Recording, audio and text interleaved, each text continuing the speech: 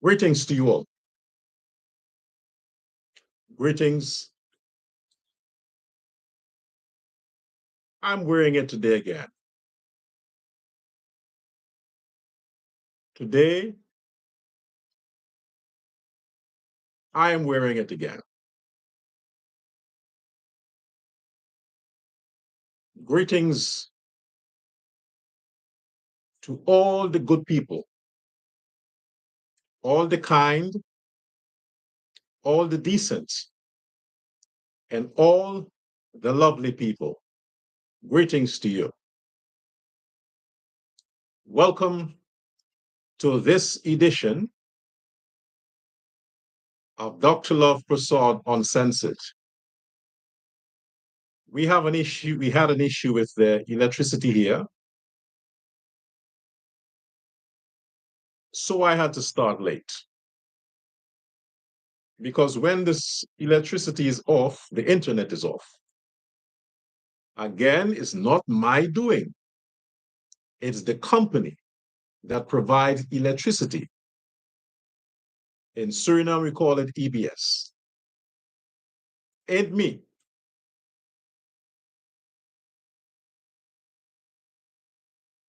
What I have on my agenda today. You see, more and more people are reaching out.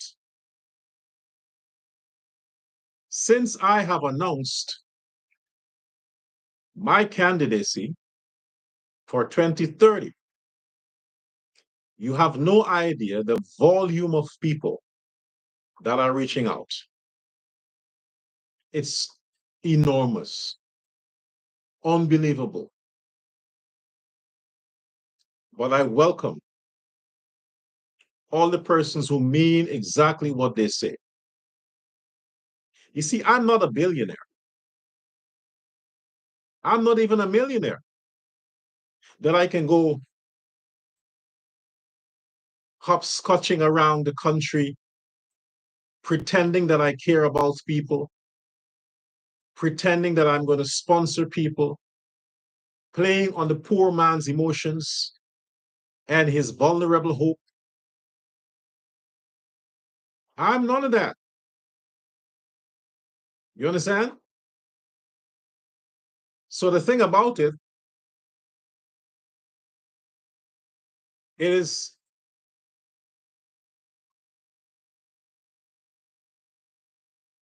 it is ridiculous to think that you can win people over by seducing them in their poverty. And this is what a lot of the billionaires are doing.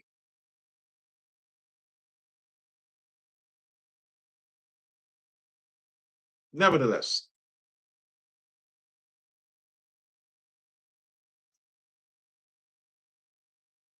to the Guyanese society, hold a second, my neighbor is.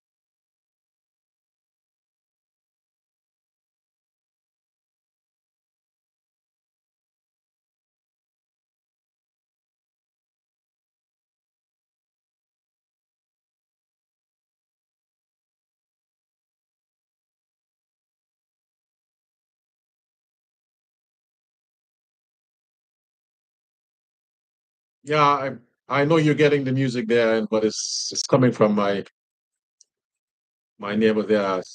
But anyway, let's see if we can go on in the meantime. Yeah, you see, Make Guyana dumb again. This is the direction Guyana is going in 2025. Make Guyana dumb again. Do you have any idea how ridiculous that is? I mean, instead of Guyana going forward with the mental capacity, with the emotional strength and stability, with the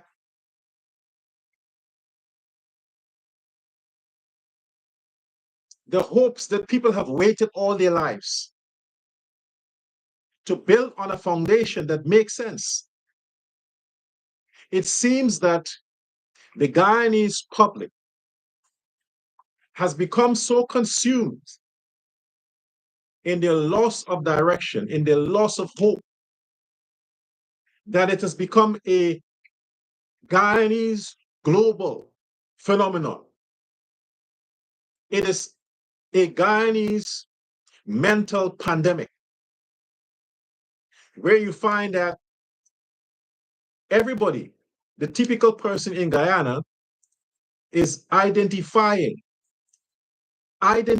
with poverty. It seems like people have embraced the reality that there is no hope, that there is no hope. No, it is affecting me because I spend all this time trying to champion the beauty that Guyana is transforming into, to grant this kind of encouragement, to boost the assurance, to let the citizens understand that the government is doing its best to balance the reality of the Guyanese public. Onward, Guyanese citizens, marching as we are with the booming economy. Together, we can reach the star. That's the assurance I find myself in the past campaigning on without actually talking to the actual citizen who is affected by the bullshit of the government and the opposition.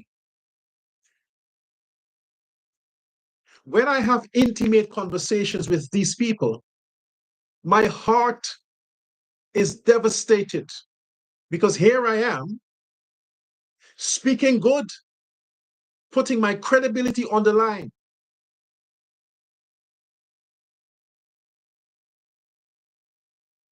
For what I deem as progress that must continue.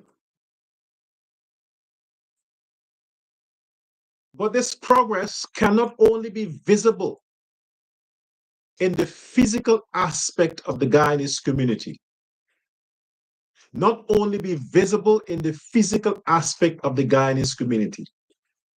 President Irfan Ali, my issues right now has to be with you.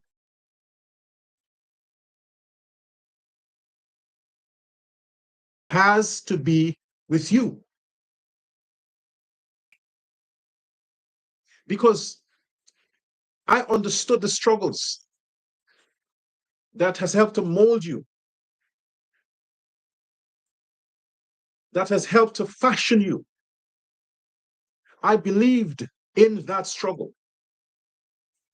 And I understood that you would not separate yourself from that historical past that has led you on this pathway. I understood that. And on that basis, I have pronounced on many occasions that in no way anybody else can get my support. Absolutely not. But here are my things. while you take for granted the people who made your dreams come true, while you take for granted the people that Dr. Jagan suffered for, sacrificed for, promised a better standard of living. What happened to that legacy? What happened to that legacy? It is because the PPP took for granted their base in 2015. They lost that election. It should never be a time when elections are so close, too close to call, so that one side has a so-called reason or basis to claim fraudulent results or fraudulent elections or rigged elections. Your party, the PPP, has enjoyed the largest support since the independence of Guyana. They stood in solidarity, regardless of the challenges, to that ideal, faithful in every aspect.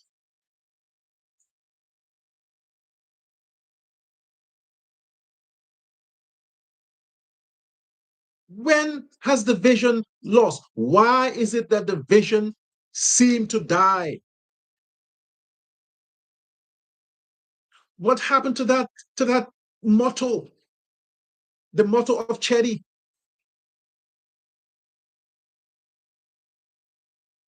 What happened to no citizen left behind? What happened to one Guyana? What happened to that?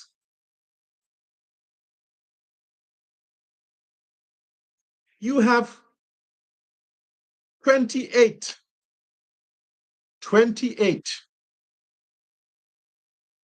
political parties vying for the presidency in a country where the demographics is, the voting population is under 500,000. 28 political parties, and most of them are founded by women. Most are supported by women.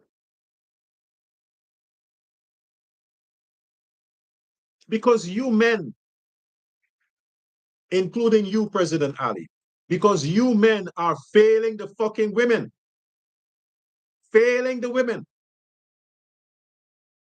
The women are looking to you for leadership, to be the strong man, to stand up, to fight for them, to defend them, to give them security, assurance.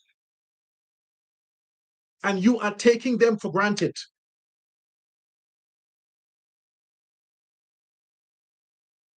Women don't support women. You know that. Women are competitive to other women.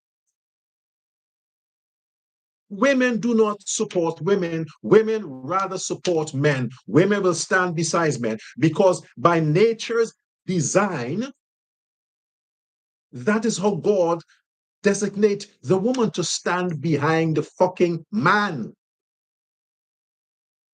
not to compete with him. But because you, President Ali, are taking the Guyanese women for granted, you are leaving the political field vulnerable so that women think they have a chance. of getting the support and seducing the voters to vote for them. Because the men who are at the top are a bunch of assholes. Justify why such a small population, under 1 million, has, and if it was not as a matter of resources, probably would have had what, like 50 or 100 persons with political parties. 28. It is ridiculous. Yes, most of them are hustlers, but because you created that hole for them to come through to see that, hey, there is a possibility that I can win. Why? Because they are listening. They are listening to the Guyanese citizens, not the rich guys, not the business community, not the professional class, because they are a small majority. Small majority. Maybe 10,000. 10,000 as against 500,000. You are obsessed trying to impress the 10,000 professionals. And when I said, I mean graduates, they have accomplished their whatever academic, business community, private practices, 10,000. And you have 490,000 poor people who must go vote.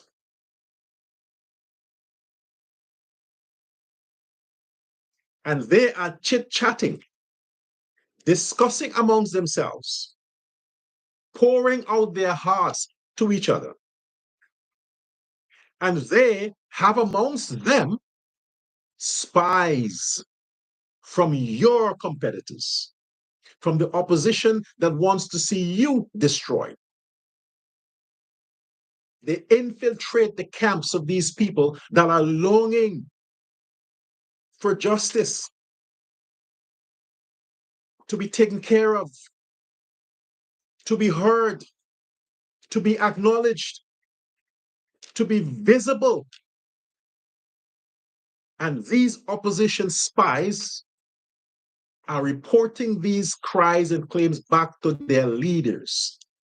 And their leaders are coming to the fore and are telling the Guyanese public, listen, we will take care of you, even if it's a lie. The poor man wants to know that at least somebody is promising. He is willing to take the chance. I've said on many occasions, brother, fuck the money. Fuck the money. How much can you have? How much is too much? All them bodies in your camp that are fleecing you, taking advantage of your vulnerability because you're a young president that is craving experience and craving support. So you're willing to please everybody that you think matters. And they are taking advantage of that.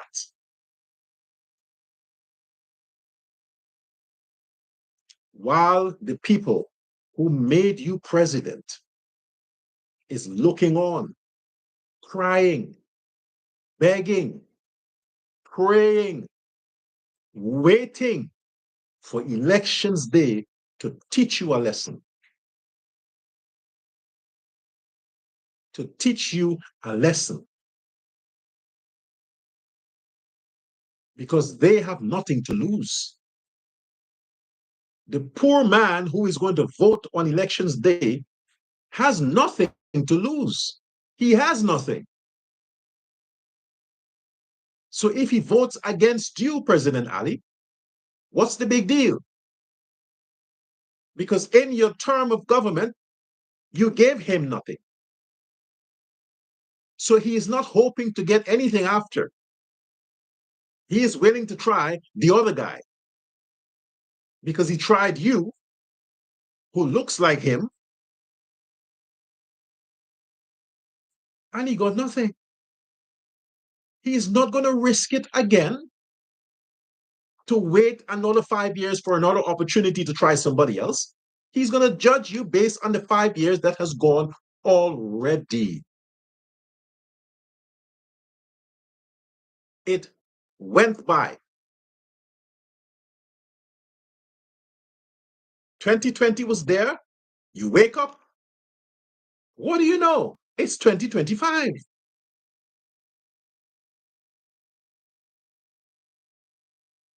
I am concerned.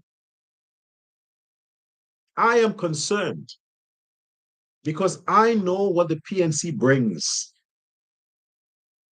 Nothing good. The Guyanese community knows what the PNC brings. Nothing good. But they are willing to teach you a lesson if you keep ignoring their needs. They tasted the evil, the bitterness of the PNC, and they survived it. They don't mind going through it again just to teach the PPP a fucking lesson. And you guys are sleeping? Do you think people have secrets for you? If you think people have secrets for you, you're right. They do. Do you think they're going to keep those secrets when they're watching how you are living large while they continue to be small and treated as though they are third-class citizens? The PNC treated the Guyanese people as lower third class, lower third class. Your government is treating the Guyanese people as third class, one step up from lower. We still need to catch second class, middle class, upper class, rich, 4 stages. The masses of the Guyanese people are still at third class. That's over 70%. And guess what? What is 70%? President Ali, your base. 70% is your base. They are still a third class. Look at Guyana. Guyana is not considered a third world country, but the fucking citizens are third class citizens. The country has stepped up. Second class, second world country. But the citizens are still a third class status. Your country is great, but you're still messed up. And you have the PNC people. You have PNC people. You have somebody as corrupt and confused as Azruddin Muhammad getting attention. Can you imagine that? Imagine a man like Azruddin Muhammad that the whole country knows is corrupt, yet they're willing to forgive his corruption and believes his excuses because you and your government is motivating them to do that. They are willing to accept his lies, even though they see and they know he's a liar. They know he's corrupt. They're like, fuck it, all billionaires are corrupt. Let's see what he will do as a politician. People don't understand that however somebody is, ladies will know this, women will know this. You meet a man today. If he slaps you on the first date, if he calls you a bitch on the first date, marrying him wouldn't change that. He's just being himself.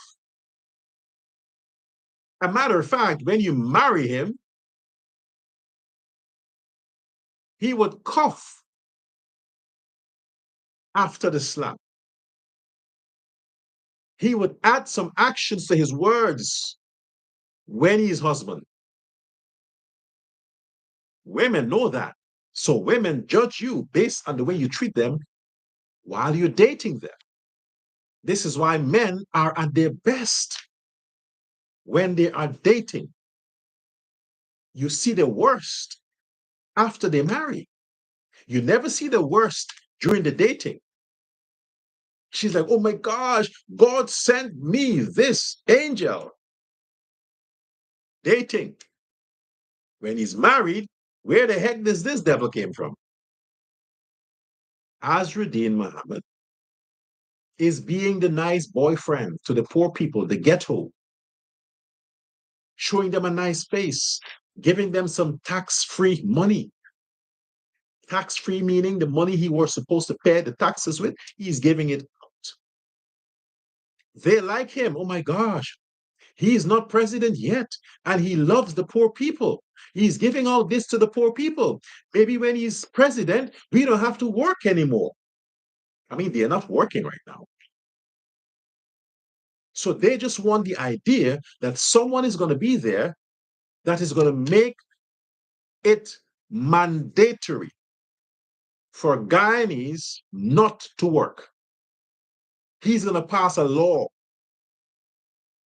to say any Guyanese from Buxton,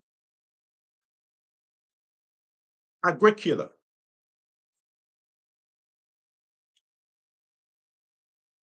the other places are prohibited from working. If you are fined at a job, you will be charged. For the law is passed where all the Negroes from the ghetto must stay home and take government funding. That's the promise Muhammad is making to those Negroes. And they like it because they don't have a job right now. They don't want to work. They want to hear somebody who tells them working is bad for mental. A man shouldn't work. Send your wife to do it. And he's getting their attention. This is no laughing matter because you, President Ali, you're taking the people for granted. And guess what? Black people from the ghetto, their lifestyle and their mentality is rubbing off on the vulnerable, poor, ignorant Indians. This is why you find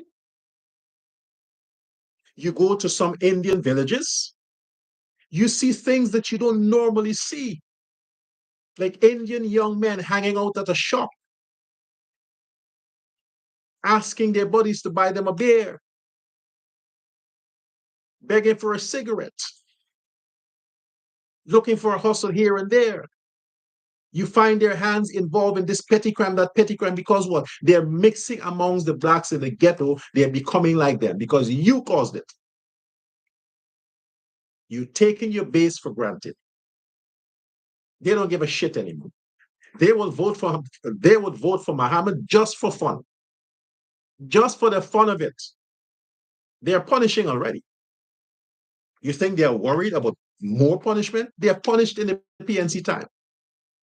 Their parents punished throughout Barnum regime. They're punished with Hoyt. They're punished 2015, 2020, recently. You think they're bothered about punishment from 2025 to 2030 under Muhammad or PNC? No, they're not. Because you are not making a difference. How the heck can you allow 28 political parties, and don't tell me democracy. I'm not saying it should be illegal. I'm saying you should make sure that the people are so comfortable and happy with the Ali government that it is not possible. It is difficult for the opposition party members to even get any likes on their Facebook feed or anybody to show up at their campaign meeting because they're saying, where the heck are you going? We are happy with President Ali and his government. But no,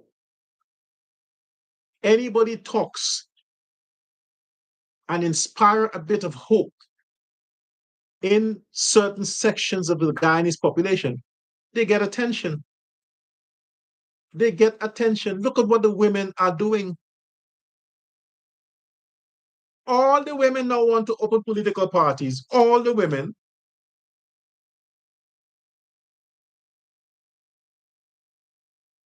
Most are black. So while the decent black people would not support Aubrey Norton, they might support candidates that crossed over or out of the PNC. So those women that are opening political parties now, those opposition operatives, they can inspire the decent black people that stands with you to vote for them. Because black people are loyal when it comes to being against the Indians. You can't allow that to happen, President Ali. You can't.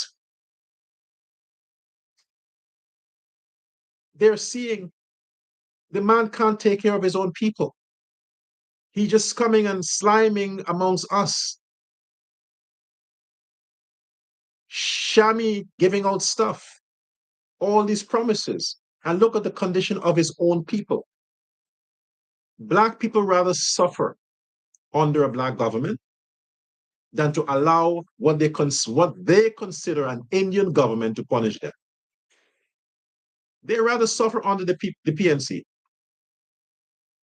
because they think and they believe the lies that the PNC are saying. And now this Muhammad guy has joined the team, repeating the same things the PNC have said against and about you, President Ali, for the past 5 years. He is taking their talking point and are convincing the blacks who heard that already.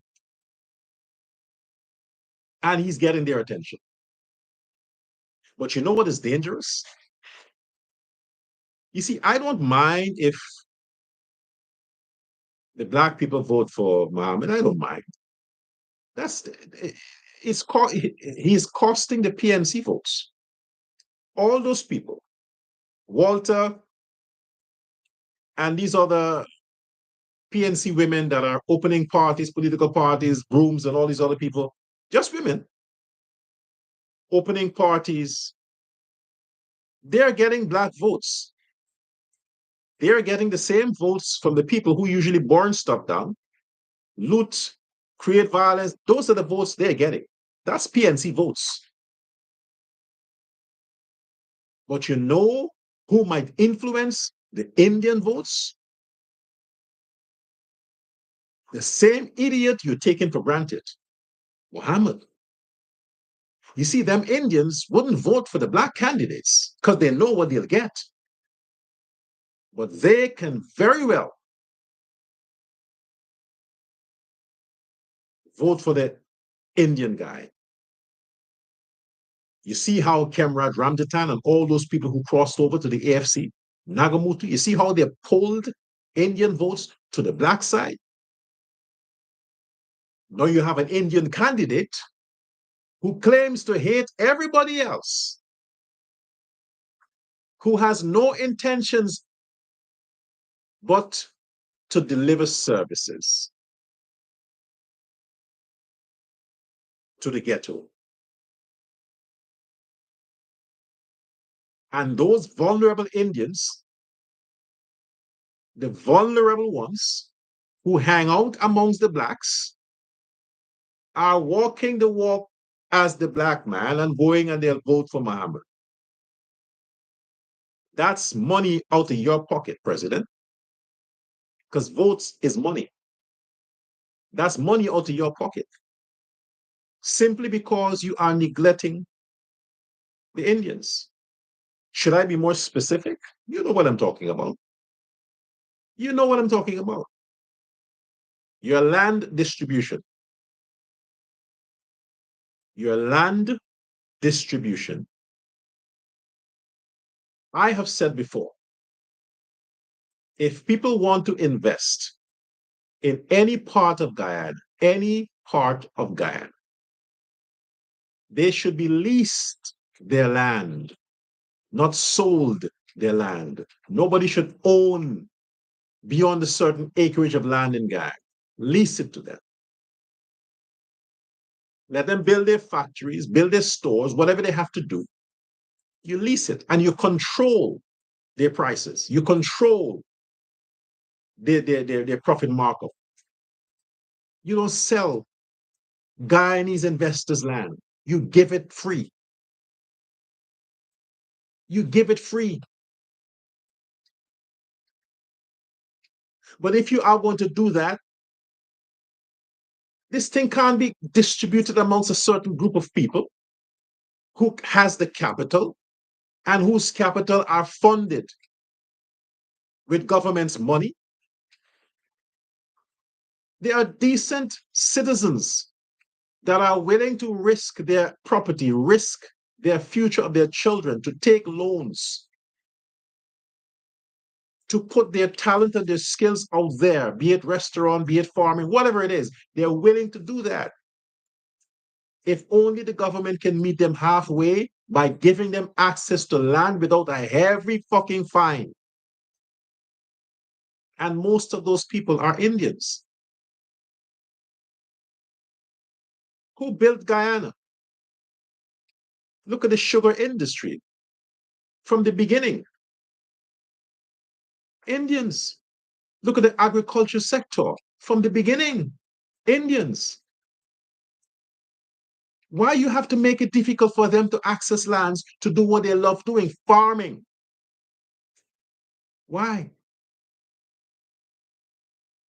I know what politics is. Politics is all about who you know. You see, I don't know anybody.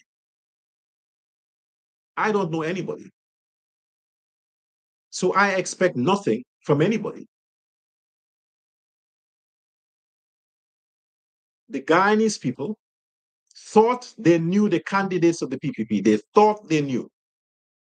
So they voted in confidence and they were proud and happy to vote for the PPP's win. Don't forget, sir, that win was by a fluke of one seat. A fluke. This is why the PNC has stepped up their propaganda machine. They stepped it up. Every pundit they can find, they would rather lend, borrow, sell their soul to find the funding, the money to pay them pundits so they can stay on the attack. Radio, television, social media, doesn't matter. The PNC dominates the propaganda war. They are winning it. While you sit around with the others and you get fat, you're taking the Indians for granted. You think the PNC propaganda machine is not affecting the Indians? It is. It's affecting their thinking. It's affecting their feelings. It's affecting them because you're not counteracting their propaganda machine. The people that are coming out and are speaking out on behalf of the government are not trusted people. The government officials that are coming out in defense, nobody wants to hear them. Nobody wants to hear no minister speak. Nobody wants to hear no party operative speaks, because when people see those people, they see them in their tinted vehicles with bodyguards at the back and front, driving through the streets as if they're kings. That's what they see. So when those people come on social media or they come wherever, people switch the channel. They don't want to hear them. They listen to the people that the Mohammeds are funding, the PNC are funding. Indian people listen to those people. So while those people are full of shit, their messages is connecting to the need of the Indian that you are neglecting. How do you think that son, that Indian man who is 40 years old, when he looks at his father, who is 70 years old, and he hears the complaint from his father that the government has not processed his pension yet, he sees the pain of his mother, knowing that he would reach eventually that age, considering that he may have to go through the same inconvenience and pain to get his pension. You think that 40-year-old man who's witnessing his father suffer, you think he's going to trust and vote for you again? When he thought that his father had a problem with getting his pension in the PNC time, that the PPP come now is going to help them, and he's still waiting. He wouldn't vote for PNC nor PPP. He'll vote for Mohammed.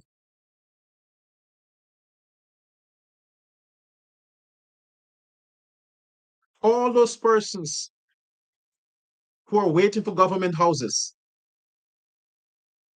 government land, they're listening to that idiot tell them and show them he uses money to help them to build houses. What can't he do when he's in government? That's what they'll be thinking.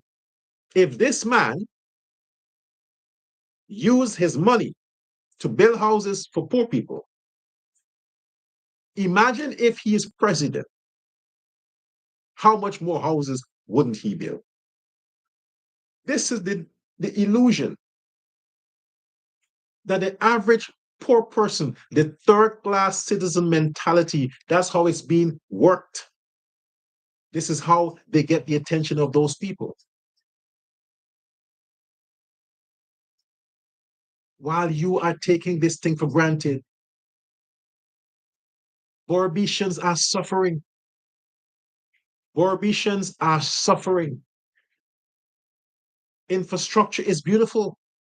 Nice roads, wonderful. It beautifies the country. It encourages business. People are like, wow, Guyana is wonderful. Yes. But the Guyanese citizen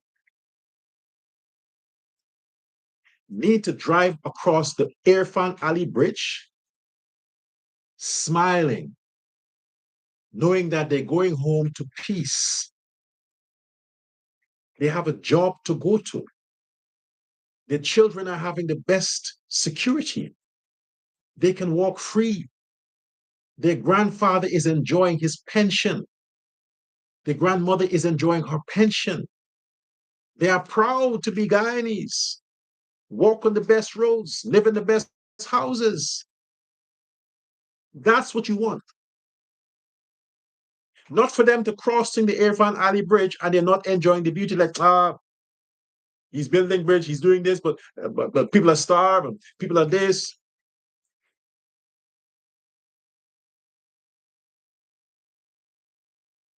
You have to change that.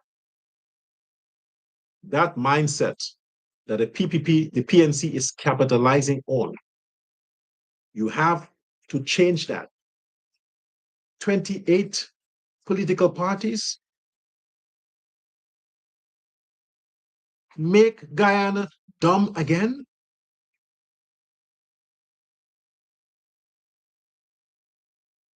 People should be stepping away from the PNC into the PPP, not to go form a political party to pull Indian votes to take back to the PNC. What do you think this coalition idea is about? What do you think? They're targeting the poor class in Guyana.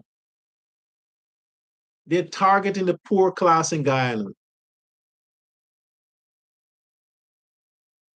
So when all of them get a few votes, they go back home. They go back home. As a matter of fact, your APNU, Party for National Unity, amongst who? Opposition parties. PPP is not included in that.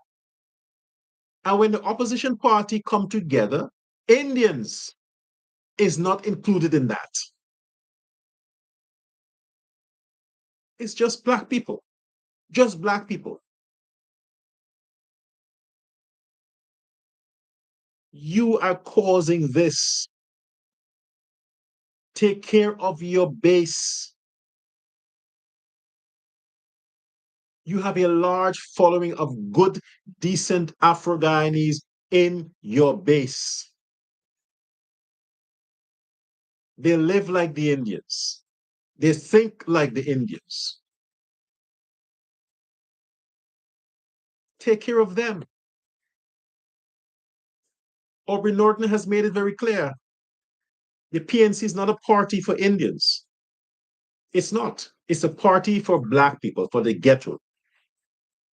This is why they only campaign around the ghetto.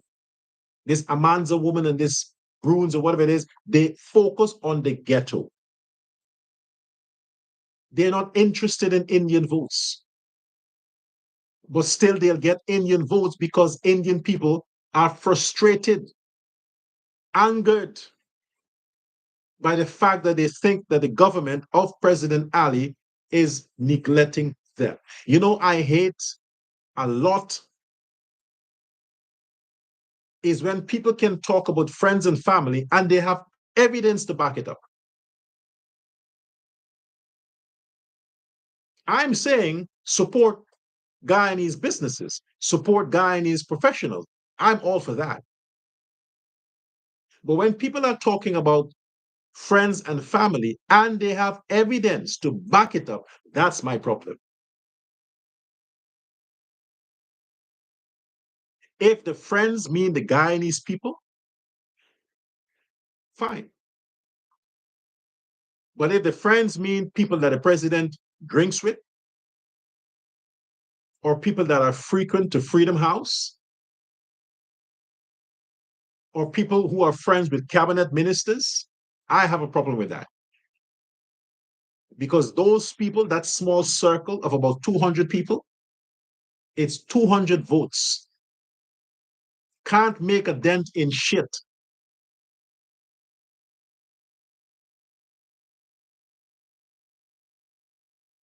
The voting population of Guyana is the third class citizens of Guyana. They're not the middle class, the third class.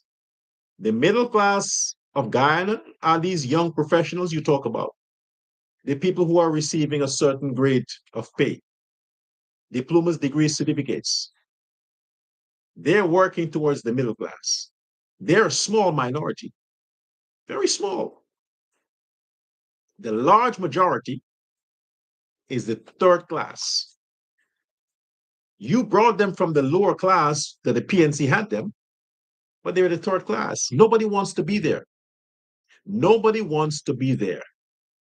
That's why a lot of Guyanese left Guyana to go to the first world, Europe and America, because they don't want to be in the third world. Now, thanks to your programs, Guyana is transformed to a second world status. But the people must be transformed along with it. That's not happening. It is not happening. When people go out, to interact, when your ministers come on television, come on social media to talk about what they are doing, you shouldn't have people there cussing them out, so calling them hypocrites and liars and thieves and all that kind of stuff. They should talk about things based on their performance. They can't be making false claims. This is not a movie. People are experiencing their performance. People know what they're doing. They're living there. So they can't come and lie and say they're doing this, they're doing that, when people are like, hey, man, shut the fuck up. You're doing shit.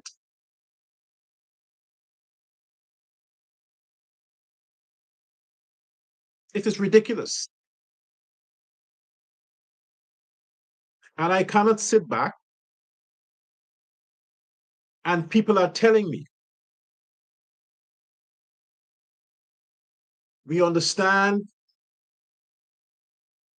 that you are embracing the character of the president, but these are the facts. When they share their facts with me, I can't ignore it. I can't blindly say, yes, but no, I'm done with that shit. You're screwing up.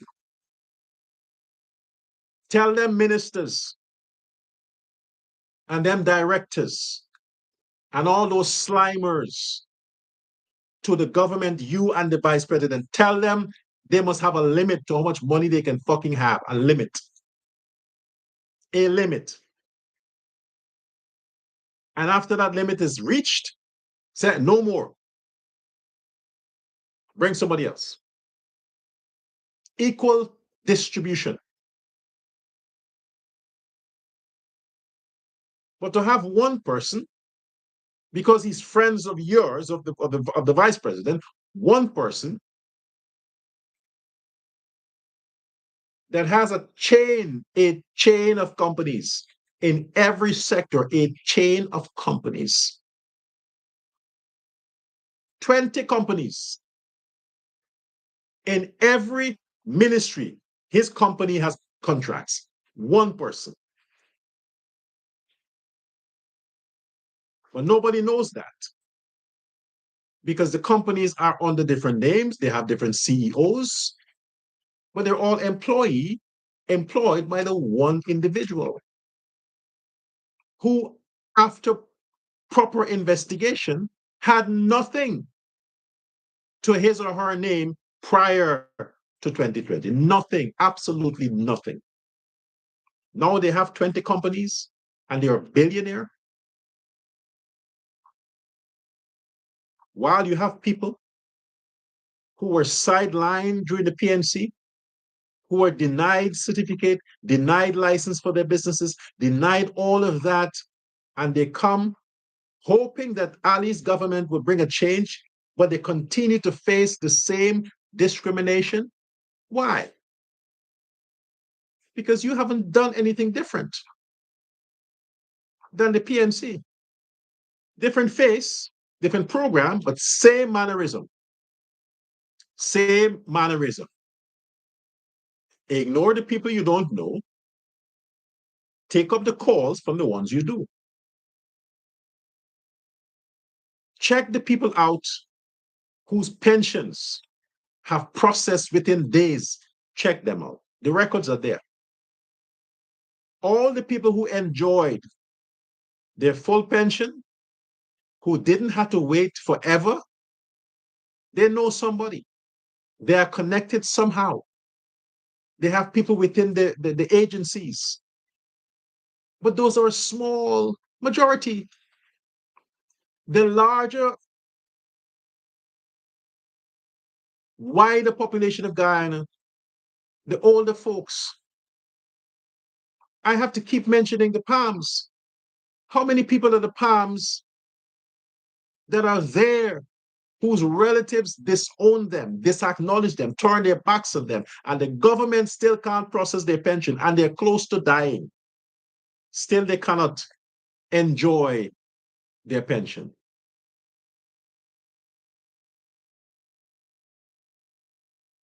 Social services. And you wonder why Muhammad is getting attention? You wonder why people are listening to Aubrey Norton? You wonder why this Amanza Walter Desire woman sees the possibility of securing votes? They should never have access to the third class. Never. If the Ali government is busy bringing them up. The programs of the free education is wonderful, but people are not even motivated to take it. They don't want it. Because in their minds, at the end of the day, then what? Then what? You still have to know somebody somewhere to get a good job. The jobs that they might find themselves doing are the jobs like the people who turn in the cement. You have a degree, but you turn in the cement because you don't have any connections to get a job where you can sit in an office or you can see the possibility to start your own programs. There are people who have brilliant ideas, but they're given grants to open a sweetie stand, to sell some egg balls. But these are geniuses who, if given the right opportunity and support from the government, they can start a brewery, they can start a manufacturing plant. But the people who are getting those opportunities, a bunch of empty heads. And they now turn back and hire the engineers and they look good. But why do they get those opportunities? Because they know the president, they know the vice president, they know some cabinet ministers. It has to stop. It has to stop. People hate that. Look at Essequibo. Look at Essequibo. You're wasting time on Linda, still trying to get them black, them Burnham votes, still trying to get them Burnham votes. Lyndon is doomed. It's doomed. Okay? For Lyndon to be revived, for Lyndon to be resurrected to something good happening, you have to get rid of all the Afro-Guyanese in Lyndon, flush them out, and replace them with Chinese, Indian, and white people. Indian, Chinese, and white people, let them repopulate Lyndon, Mackenzie. Get rid of the blacks. And after the Indian, Chinese, and white people will have restored the God and the godliness in Lyndon, then you can open up the market back for blacks to re-enter. In that time, the right kind of blacks will re-enter Lyndon or Mackenzie. But for now, you are wasting investments. You're wasting investments in Lyndon. Shut down the Mayor and Town Council. That's another option. Shut it down. Let the government manage Lyndon. But as long as Lyndon stays in the hands of the PNC, there is no hope. Invest the government's program in the areas that has promise. Essequibo, Berbice, the West Demerara.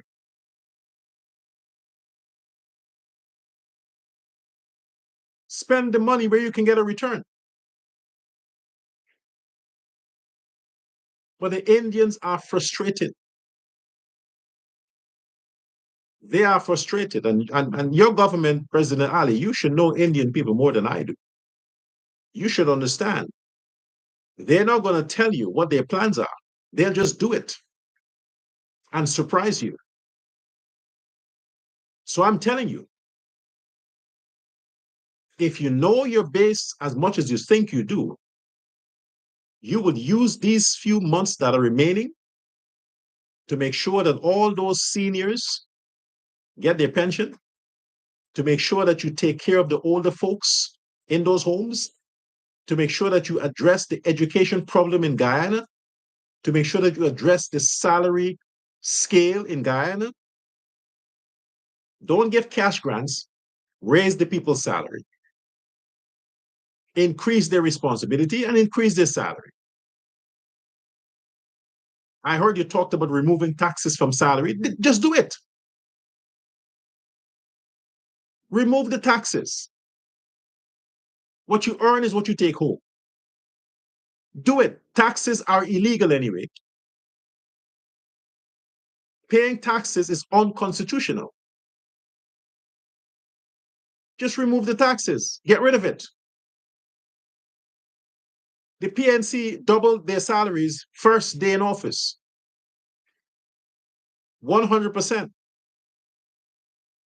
Why can't you give the Guyanese people a 50% increase? Then you get rid of the 28 parties that are trying to become the next government. You get rid of them. But instead, all this talking point, all this crap about infrastructure, all this weakness. Women are the majority voters. And women would not vote for idiots. They want strength. They want strong men. You have a man that is so feminine, are getting female voters' attention, having young women fantasize him as president. The guy is so feminine. And you have young ladies fantasizing to vote for him because somehow they interpret his femininity as masculinity. When you have strong men in the PPP that are sitting there and thinking this is fun or it's funny. You think it's funny. September 2nd, you'll see what's funny. You keep thinking this thing is a joke. All these PNC people that are trying to get attention, you think it's a joke. September 2nd, we'll see who gets to laugh the loudest. Forget all this thing that are going out about addressing propaganda. The Guyanese people know it's all a lie. They know that. Forget that shit. Focus on what matters. Fire the Minister of Social Services, Human Services, Social Protection. Fire her.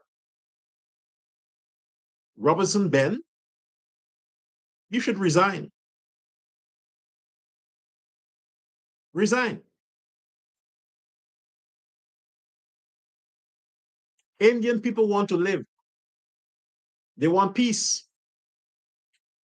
And if they think these elections are going to come with riots, they would not stick around Guyana. They'll leave Guyana. And them leaving Guyana is your votes going with them. You have to be harsher, firmer, sterner. Don't let PNC people talk about security. Don't let PNC people talk about the safety of Guyanese. That should be your platform. But how many times when you have public meetings, President Ali, do you talk about crime and the security of the people? How many times? All about building. Talk about the security. Let people know that they can be secured and assured that the government has systems in place. How many times have we seen that criminals are caught via the cameras the government has installed?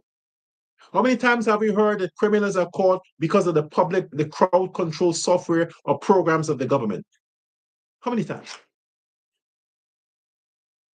They catch an escapee the other day in the interlands because he attacked somebody, tried to rob a woman. And because the police went to investigate that robbery, they found a man who was wanted.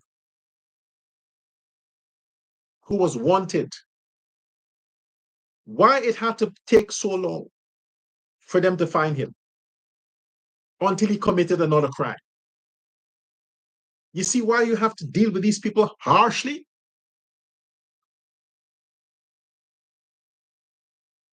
This is why your laws need to be structured to deal with these criminals harshly. Because when you are lenient, you let them go to commit more crimes. And because they hide amongst their kind, they go in the ghetto and they hide amongst their kind, it's hard for the police to find them. Then they go commit more crime, usually more heinous crimes. Then they're caught. When they commit 2, 3, 4, 5 different crimes and kill how many people, then they're caught. But if you keep their asses locked up the first time, no bail, they won't have the opportunity. Seriousness of security. Now you have PNC platform, PNC candidate talking about crime and security and safety. Imagine that. Imagine that.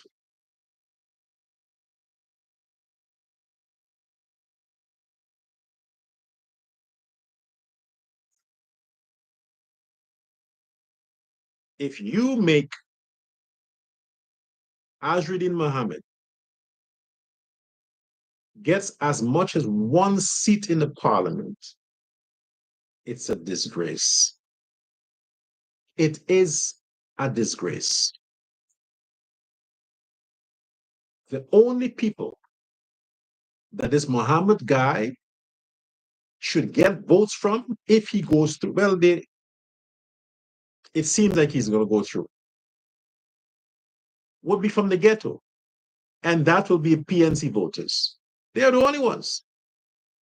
But if Indian people vote for Mohammed, that's on you, President Ali. It's on you. If you make that man, that idiot, gets Indian votes, shame on you. The only vote he should get are the votes from the people who hang around him. Otherwise to that,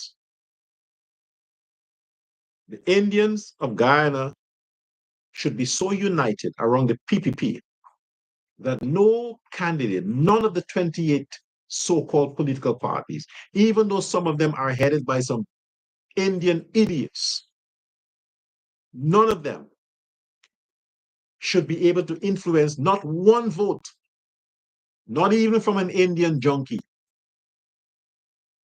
That's how strong and confident your party should be. Put the needs of the people first. Take care of the seniors. Take care of the security of your citizens.